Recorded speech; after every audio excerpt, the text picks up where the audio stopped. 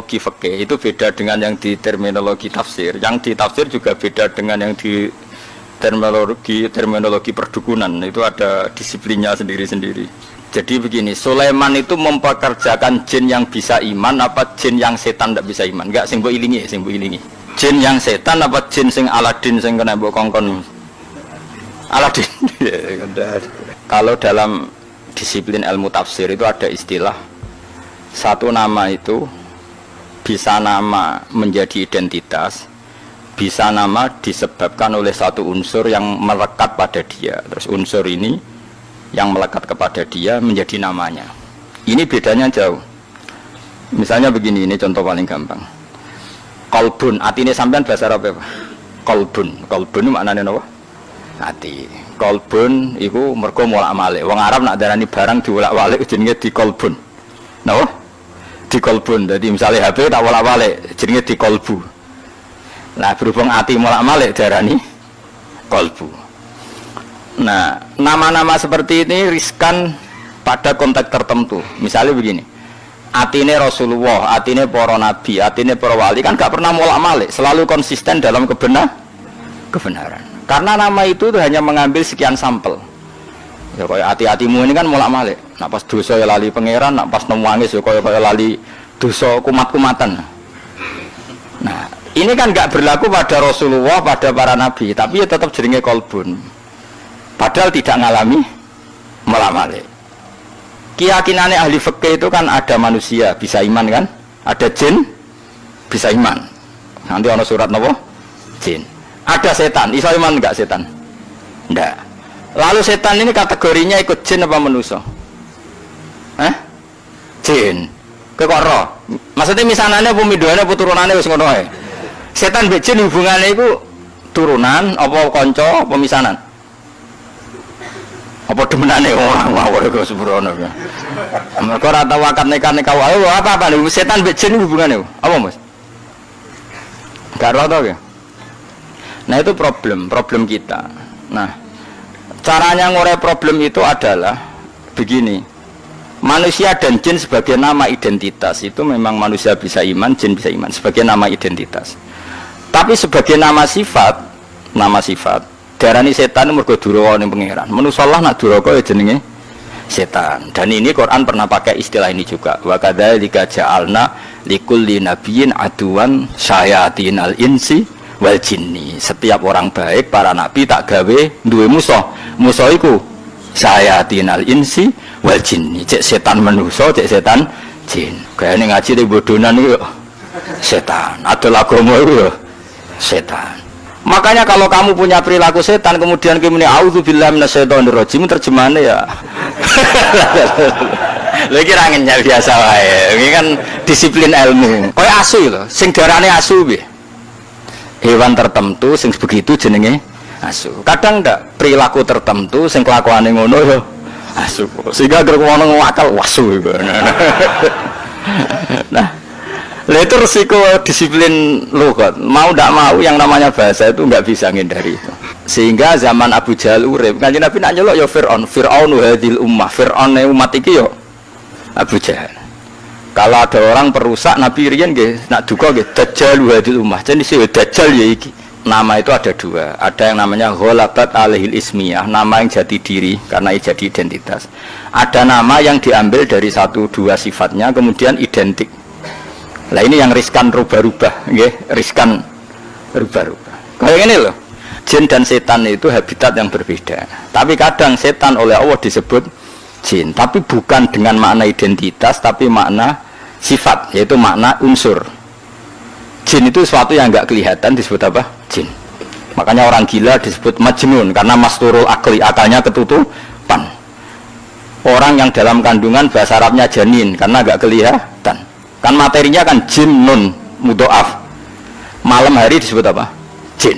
Lain disebut falamma janna alaihil lailu. Karena malam itu gelap disebut jin.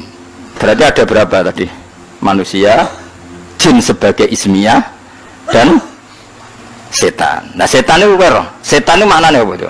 Setan juga bisa setan ismiyah yaitu iblis dan turunan secara gen setan ismiyah, nama setan betul.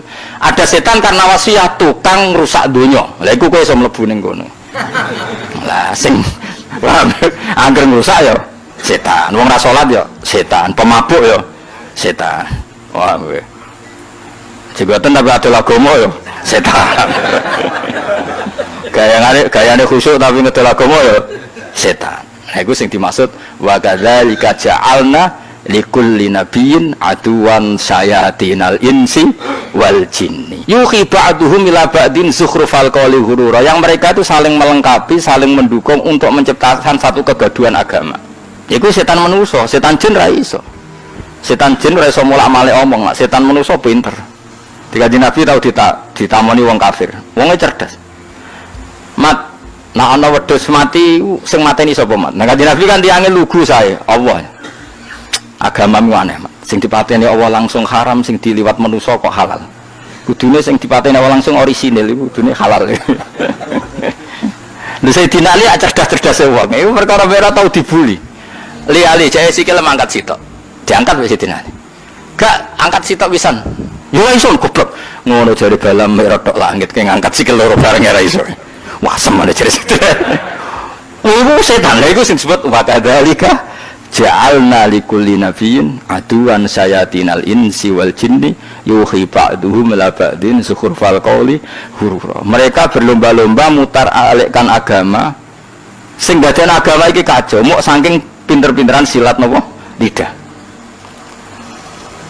Kayak presiden ya, presiden nak prihatin, jadi sing seneng presiden, wah bagus presiden, prihatin terhadap kondisi bangsa ini. Jadi keras seneng, prihatin terus, gak ada jawabannya kan bingung, aku bingung. Sebenarnya sing darani bingung ngobrol prihatin. Misalnya no presiden ngomong ini, cobalah carikan solusi bangsa ini.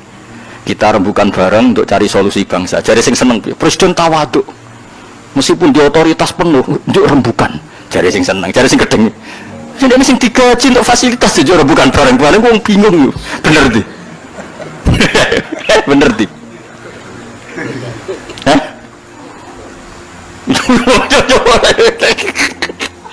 Lari mati omongan iso diolak. Maka sejarah murtad terbesar itu masalah nasa mansuh. Di Kanjeng Nabi urung tahu diingkari sebagian wong koyok masalah nasa mansuh. Nasa mansuh itu satu ketetapan hukum kemudian direvisi oleh hukum yang lain. Yahudi sewenang. Akhirnya sahabat sing awam, sing enggak pati terpelajar diparani Yahudi. Delok wong sing mbok nut iku. Hukum kok digoda ganti, mergo dekne bingung. Yukhillu yaman wa yuharrimu ukhra. Saiki muni halal sesuk muni haram. Terus dadi masalah napa? Nasaman. Mulane ora ana tragedi murtad terbesar kaya peristiwa napa? Nasaman. Ben kira sejarah. Ya mereka mau, gara-gara pinter-pinteran ngomong yuriduna yudfi'u nurallahi biafahim, bahwa agama ini akan dikalahkan oleh cangkem-cangkem elek sing memusnahkan atau mematikan nur agama ini. Lah repote agama itu sing khusyuk ra iso mikir. Sing nyerang iso bolak-balik lidah, sing khusyuk ra iso mikir. Akhirnya iso jawab. Makanya semenjak itu terus ulama mendefinisikan nasa mansuh itu begini. Inqidha'u muddatil ibadah. Nasa mansuh adalah habisnya masa nopo ibadah. Memang masanya habis. Misalnya gini, cah cilik bakal ngombe susu, kemudian wis tuwa dadi ngombe kopi. Itu nasa mansuh apa memang wis rawaye ngombe susu? Wis rawaye ngombe susu. Cah cilik dituntun, didulang. Terus suatu saat ora didulang. Terus kowe darani, "Ah wong tuane gak konsisten, dhisik didulang kok saiki ora." Wis tuwa bojo dulang. Nah, begitu juga nasa mansuh. Dulu Nabi itu lemah sekali di Mekah sehingga diharamkan perang. Ketika di Medina boleh perang. Ya memang wayahe oleh. Dulu Nabi kon salat madhep Baitul Maqdis. Pancen wayahe kon salat Baitul Maqdis, setelah itu direvisi madhep Ka'bah. Ini bukan urusan evaluasi hukum enggak, tapi inqidha'u muddatil ibadah. Memang durasi itu sudah selesai. Ini penting saya utarakan. Karena kalau kamu nganggap nasa mansuh itu begini.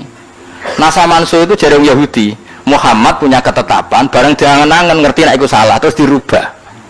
Lha iku sing dicekokkan di orang-orang sahabat sing lemah sehingga jadi murtad. Mulane salah definisi, salah omong itu bahaya. Karena nanti engko dibolak-balik napa? Dibolak-balik. Lha iku disebut Wa idza badalna ayatan makana ayah, terus dikai jumlah muqtaridah wa wau a'lamu bima yunazzil. Niku ajane waqaf. Qalu innama anta muftar. Jika satu ayat ketentuannya diganti ayat yang lain, itu menjadi ajang orang-orang kafir mengkritik Muhammad. Dianggap nabi ku napa? Gawe ketetapan hukum terus getun atau ngevaluasi kemudian dirubah lagi. Lah itu sing dadekno murtad.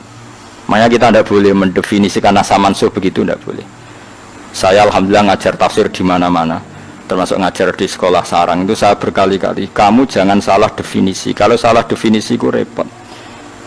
Itu tadi, nak mbok nasa mansuh adalah ibadah yang dirubah Allah karena satu maslahat. Kesannya kan Allah mengevaluasi.